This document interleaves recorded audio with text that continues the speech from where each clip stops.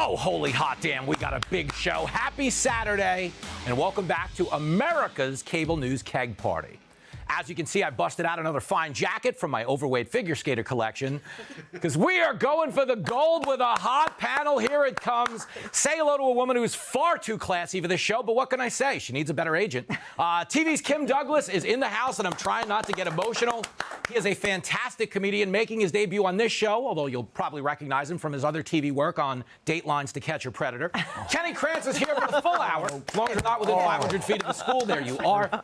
And she is another phenomenal comic who's a fan favorite on this show and every show. I am talking about South America's sweetheart, the loveliest Latina. Gina Briona's back. I'm excited about it. Gina. Thank you. Gina and I, you and I met at an open mic on 45th Street called Hamburger Harry's, which is sadly not in business. I believe the current conditions of Times Square, it's now called Heroin Harry's. But do you remember And I still go there. You remember this? There it is.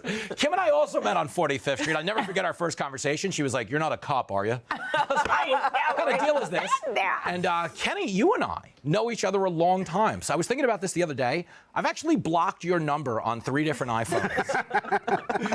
And I only actually bring up iPhones. We're obviously great friends because when I first met you, you told an iPhone joke that I love. Tell me this joke. Oh, about how... Your nephew? Yes. Okay. My nephew called me once to say, like, Uncle Kenny, I made you a picture. And I was like, all right, but some kid in China the exact same age as you made me this iPhone I'm talking to you on.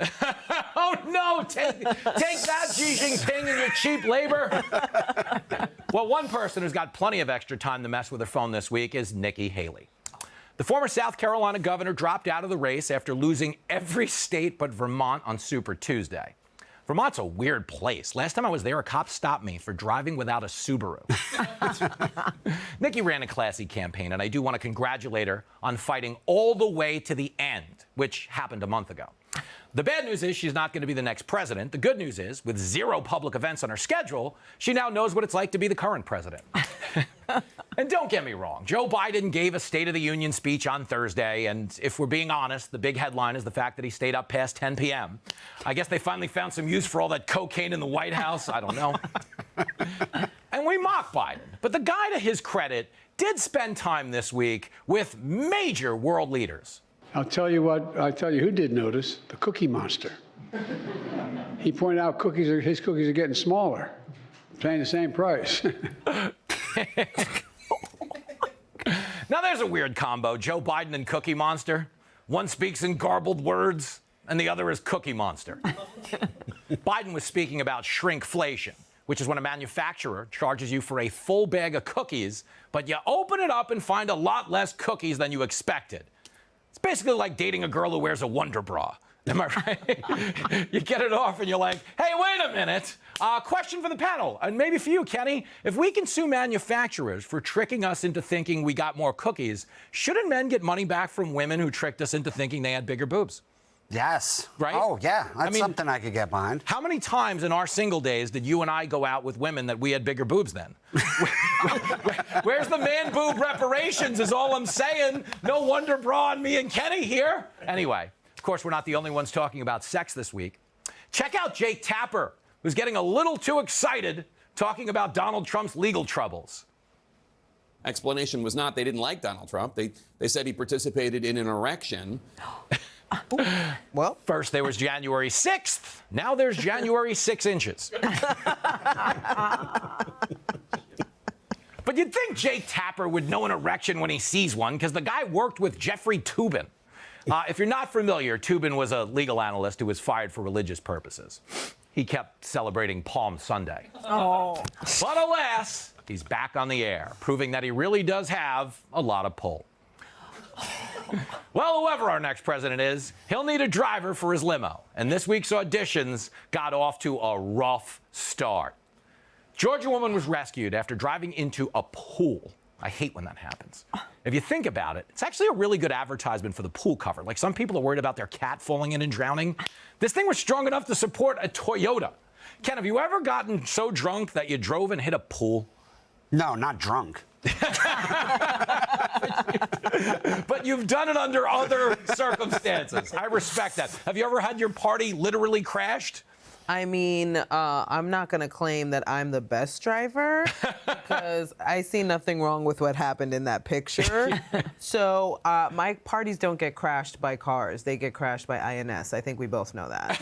Oh, no! It's always better when the guests tell the immigration jokes before the Fox hosts do. Exactly. Like, you know we have them. Yeah. Build a wall. Anyway. This is an equal opportunity show, so let's acknowledge the fact that male drivers weren't any better this week, especially this guy who did crash the party at the Beverly Hills Hotel. Check it out. That is one of Elon Musk's $100,000 Tesla cyber beasts. And like Twitter, it's now worth a lot less than when it was purchased. The owner reportedly claimed the valet parking attendant wrecked it, but the hotel has confirmed it was not being driven by an employee at the time of the crash. Luckily, the driver's okay, and like all people who hang out at the Beverly Hills Hotel, the truck is now off to the body shop to get a lot of work done. With all these crashes, the safest way for the next president to get around might be using the same vehicle Mitch McConnell used in high school. These horses got loose on I-90. Police horses loose on I-90 just outside of Cleveland, Ohio, which is actually where I met my wife. She was hitchhiking on I-90. Cops are still unsure how the horses escaped, which has to make you feel better about their ability to guard criminals. Am I right? They don't even know. Of course, if someone did commit a crime, a judge could give them the stiffest penalty under Cleveland law, which is season tickets to the Browns. All right, panel, let's talk about it, but you should know the yellow jacket is on the line. It was given to the driver in my taxi garage who had the best shift. Tonight, we'll give it to the panelist who has the best night. Gina, trying to become the first two-time yellow jacket winner, but don't underestimate Kenny, who was two-timed by his ex-wife. Recently. Dude, I'm sorry. I didn't know you guys were married when I met her. Awkward. I kid, I'm being silly. Not the first friend to date her. No. Do you remember the movie Better Off Dead? Do you mind if I take out Beth? This is not good. Kimmy D, good to see you again, buddy. Hi, Jimmy. Back on the East Coast where you belong. Exactly. And I love that jacket looks like something I would get in trouble for wearing. Exactly. It's from your skater, ice skating collection. It's two things. I dress like either a male figure skater or an affordable male stripper. You dig? Love both so it's of them. not Magic Mike, it's his cousin Tragic Mike. You know what I'm saying? I was the one who got fat during the pandemic. We used to go together. Now I'm not quite a Chip and Dale. I'm more of a chips and dip. But you get it. And it's nice to see you. But I want to start at the tippy top of this thing. You get a Biden State of the Union. You get Trump clinching the nomination. We're 8 months from Election Day.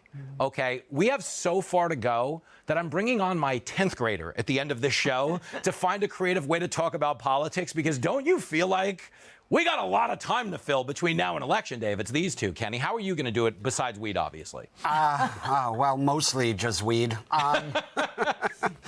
But I don't know. Honestly, I feel like there's a pretty good chance they're both going to be dead of natural causes before November. No. This is a problem, though. Like, we have two presidents in their late hundreds. Yes. I was saying this to somebody the other day. You know when you always see these campaign commercials and they're like, America needs new blood? They mean new blood. Yeah. They actually mean, like, transfusions. Gina, when do you as a comic, because you're not super political, we love that about you, when do you as a comic actually start paying attention to this? Never. Not even do the thing like the week before the election? A little bit, but but not even. If it doesn't show up on my TikTok feed, I know nothing about it. You're not doing it. No. So if the president of China doesn't feed this to your The phone, who now? With the what now, Jimmy? She's like, China, we don't own any fancy dishes. I don't know what you're talking about. All right, but stick with me, because I think we're setting a good example. You know how I try to do this show apolitically? We don't really do a lot of politics. Don't you feel like as comics we would help more by being in that comedy lane? You dig? Yeah, because totally. it's more of a uniter. And it kind of takes the edge out of things if you go to the comedy club to unplug as opposed to get yelled at. So in a roundabout way, aren't we the world's heroes? Totally. I co-sign that completely. Which is ironic because we get paid in heroes at the beginning. Or wings, or drinks, or weed sometimes. Wings, drinks, weed. I'm not even kidding. Just not money. Yeah. Now, Kenny, you're in a different lane because you're obviously a huge Trump supporter. I kid. Kenny is actually, this is worth noting, and I want Fox to get credit for this because this happens to me all the time.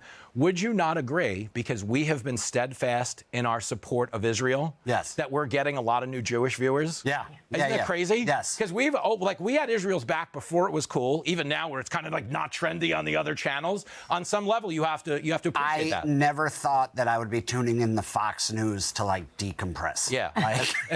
Like to feel better about things. It's to take the edge off. But Yeah. here you are, and of course, Kimmy D. This comedy does bring people together because she's as pro-Hamas as they come, and I kid. Shalom. Yeah. But are you surprised in this day and age? You know how we live in this place where if you say one thing, you could lose your job. That was the whole cancel culture outrage era. Isn't it weird how the people who are canceling us, really a lot of them come from that circle that is kind of supporting Hamas? It kind of went full circle, did it not? It's so crazy. And then the stuff that happened with AOC, she was all like, oh, Yeah. this, and then she gets attacked. Whole different story. Yeah. Completely No, I miss the good old days when congresswomen were just groping guys like Lauren Boebert back in the day. Can we get back to that? See, there's a joke for each party, everybody. Jimmy's a uniter, and we're going to make Saturday night an absolute banger. It's going to get wet and wild as we kick off spring break celebrations. We're going Hollywood in our game Pitch Slap. My maniac son Lincoln Failla is here, and if I'm still employed after that, we'll have my interview with Saturday Night Live legend Dennis Miller. All that and a whole lot more. No shrinkflation here. It's Fox News Saturday Night with Jimmy Failla. Let's go.